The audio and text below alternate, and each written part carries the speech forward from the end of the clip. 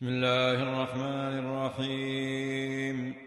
الحمد لله رب العالمين، وصلى الله وسلم وبارك على نبينا محمد.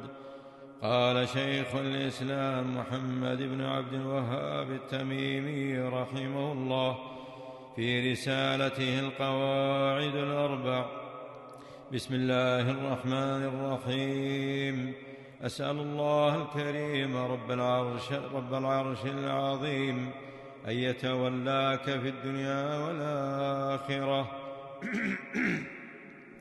وأن يجعلك مباركا أينما كنت، وأن يجعلك ممن إذا أعطي شكر، وإذا ابتلي صبر، وإذا أذنب استغفر، فإن هذه الثلاث عنوان السعادة.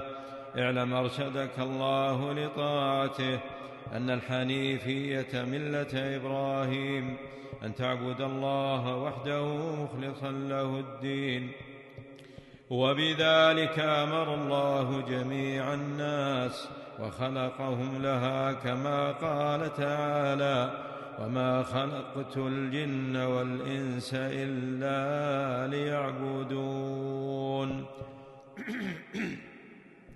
فإذا عرفت أن الله خلقك لعبادته، فاعلم أن العبادة لا تسمى عبادة إلا مع التوحيد، كما أن الصلاة لا تسمى صلاة إلا مع الطهارة.